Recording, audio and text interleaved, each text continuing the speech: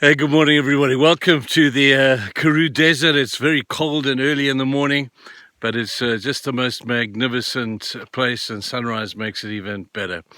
But we're talking about pride. We're talking, in fact, about the first Beatitude, which talks about blessed are those who are poor in spirit. The poor in spirit are those who epitomize one word, and that is simply humility. But humility has a couple of enemies. The primary enemy is that of pride. And we've just been looking at different aspects of what makes people prideful. And it's a big deal. I didn't realize it was going to be as big a deal as it has become. But I want to talk about this thing called pride from another angle today and suggest to you that one of the enemies to humility and something that feeds our pride is when achievement has gone wrong.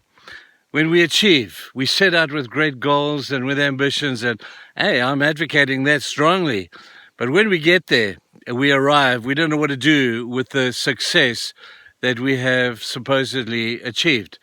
The first thing is we turn it internally and we think, well, this is all about me. Look what I have done myself. And we begin to claim the glory for that which maybe God did through you. And that would be offensive to God, I am sure.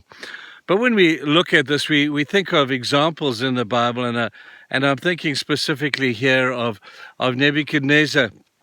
You'll find his story in Daniel chapter 4, from verse 29 to 33. And Daniel is walking on the roof of his house one night, and he looks out across the city, and the city is impressive, man. You know, it's big, it's lots of affluence, everybody's got a job. And he looks at this and he says, man, I've done well, hey. Hey, look what I have done. And he begins to pat himself on the back for that which he has achieved through God's grace, I'm sure, in the land. And God is displeased with him. And he says, Nebuchadnezzar, you didn't do this. You just happened to be the agent through which I did this. And so Nebuchadnezzar fell foul of achievement going wrong.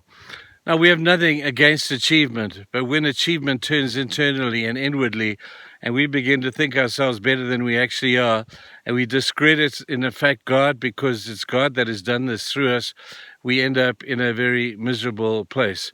For Nebuchadnezzar, it meant 7 years in the field eating grass. I don't think anybody here wants to do that, especially in this place, because there's not a lot of grass around. But it turned internal, and he ended up paying the price, and God had to help him to eat some humble pie. Remember, we spoke about that earlier, about humble pie being God's remedy to those who are proudful.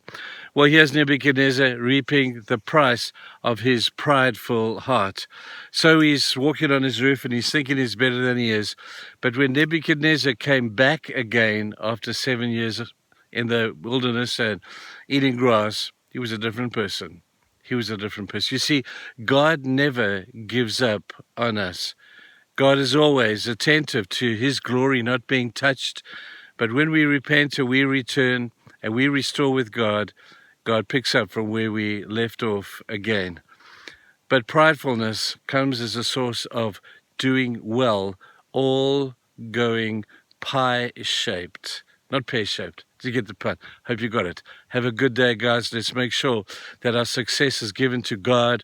And when he stands, we've set it center stage, he stands alone. Have a great day. We'll see you soon.